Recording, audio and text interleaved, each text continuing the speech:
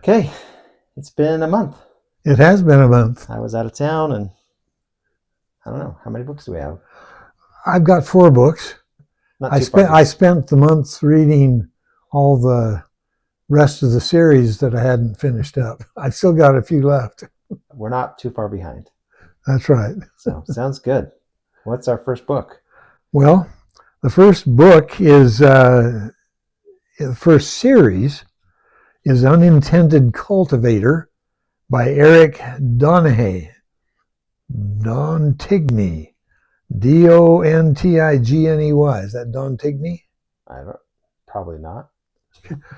Okay, the series name is Unintended Cultivator by Eric Dontigney. Probably French or something. Could be. Dontigney. Something like that.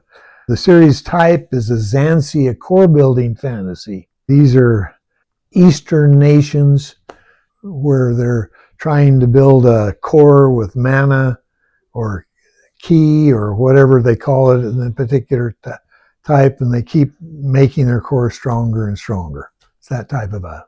And there are 5 books in the series. They're from 415 pages to 531 pages long. It's not finished.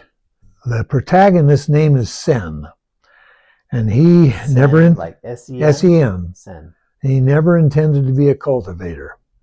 Never dreamed of it. Those are the kind of aspirations that the rich and the young nobles have.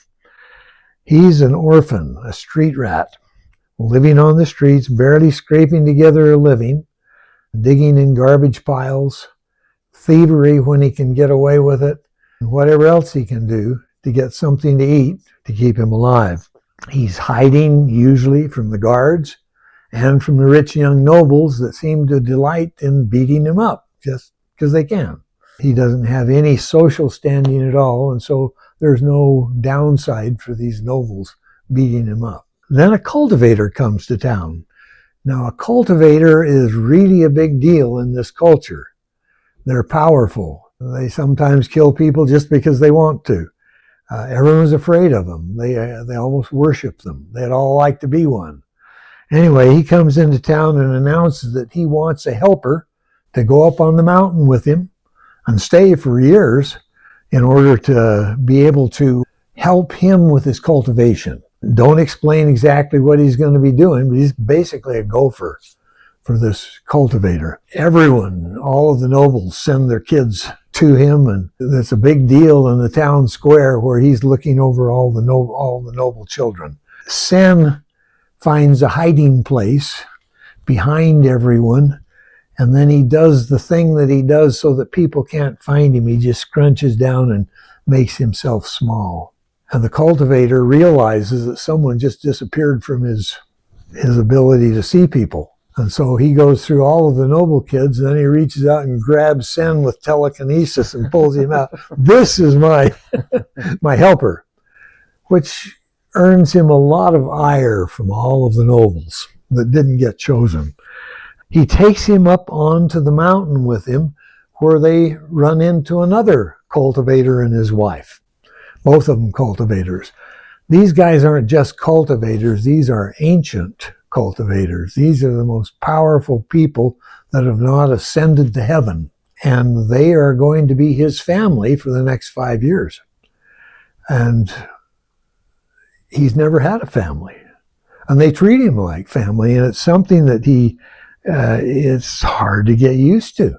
And they teach him all they can about the jian, which is a straight-bladed sword, fighting with a spear, and about alchemy and how to make potions. He's on a path that is going to make him very strong. All he has to do is learn what they're trying to teach, and then he's going to go out in the world, and he has to decide what kind of a person he's going to be when he goes out into the world, because he's going to have power that will outstrip most people. Because of this teaching? Because of this teaching by these monster cultivators. Everyone's afraid of these people. All you have to do is mention their name and they'll back off. It's that type of fear. They have stomped over thousands and thousands of people getting to where they are, and everyone knows about them.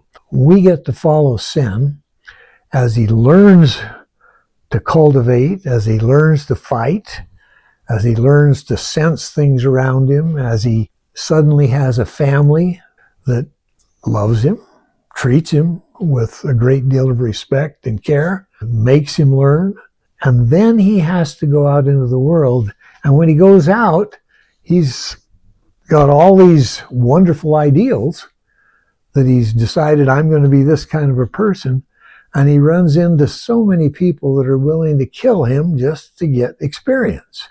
At a drop of a hat, they're ready to kill him. He can't be the person he wants to be because of all the challenges he gets. Because he's not part of one of the groups of magicians that are all over the land, no one respects him, and everyone wants to fight him. And so he has to make his way through all of this hassle, and we get to follow him. And that's what the story is all about, as he slowly gets more and more powerful. And it was a good book. The only thing I didn't like about it was the violence. You're killing all the time, and some of the reasons why you're killing are so silly and so unreasonable that you say, did you have to do that? Like, what's an example?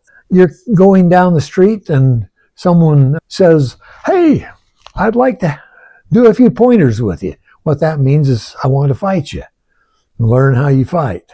And they'll probably kill you, but they want to fight. No, thank you. Not interested. And then they get angry. You go in somewhere to eat and someone takes offense that you didn't do something or you did do something. And it's just one thing after another that puts him in a position where he has to fight, where he doesn't want to. He's fighting all the time, even when the story, it doesn't make sense in the story. Right. And so it's just a constant battle, killing this cultivator, that cultivator, killing a bunch of people because you knocked the building down in the process of killing these cultivators. There's a lot of violence in it. Anyway, I gave it a 9. It was very good. If it had been a little less bloody, or if all of the killing had made sense, it would have gotten a 10. So it's senseless violence. Yeah, it's senseless. Well, it's senseless violence, but sometimes he gets into it too, and he just gets angry and does senseless violence himself. It's violent, bloody, shockingly well-described violence, limited use of hard profanity, undescribed sexual encounters, which rates it an M.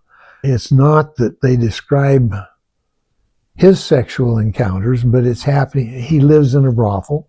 It's happening all around him. And brothel on the mountain, or when he goes back down? No, when he goes down. Okay. It turns out the first place they sent him to that is going to be a good place that will welcome him in is a brothel. I rated it for teens. How would you compare the brothel part of this book compared to the Crown Tower brothel? Similar. So it's present, and it's present. Some scenes are in there, but not a lot. Yeah, there's not a lot, and it's not in your face type things, but there's definitely sex going on all around you. Okay. All right. Sounds interesting. Where did you get that book from? From Amazon. So you just it's in my I just saw it and thought that would be good. I'll try that. If you want to, check us out on dadsbookreviews.com. It has all our reviews if you want to search through them there, and a lot of stuff out there. We've got some good books. Happy reading.